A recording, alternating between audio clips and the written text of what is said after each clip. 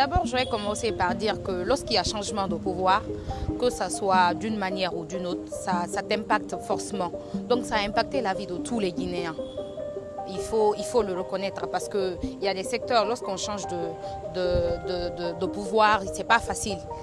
Il y a des changements de personnalité, il y a des changements d'autorité. Les autorités qui sont en place, on doit les changer. Il y a des structures qu'on ferme d'abord en attendant de voir comment ça va se passer. Donc d'une manière ou d'une autre, on est forcément impacté.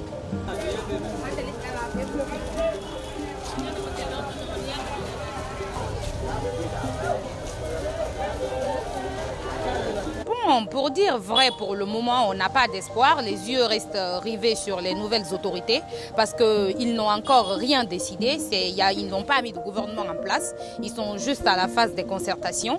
Donc, ce n'est pas facile pour nous de dire ce qu'il y a et puis comment on voit le nouveau gouvernement. Mais on reste positif. Voilà.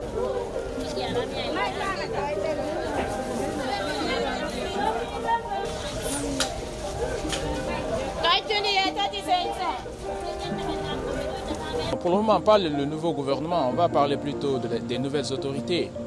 Et ce qui a déjà occasionné, disons, ce que nous traversons, c'est dû à certaines valeurs qui ont été vilipendées, c'est dû à certaines valeurs qui n'étaient pas prises en compte. Et ces valeurs garantissent un état de droit.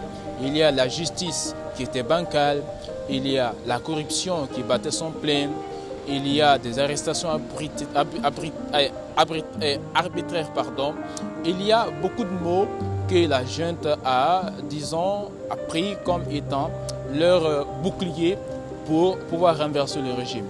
Et si toutefois cette même junte se bat pour que ces valeurs se rétablissent comme dans un état normal, je peux dire, peut-être que c'est la question suivante que tu vas me poser, je peux dire qu'il y a une lueur d'espoir dans la mesure où, pendant tous ces reprochements, disons, la junte dit avoir contribué, elle aussi, à développer ces agissements de la part du régime Condé.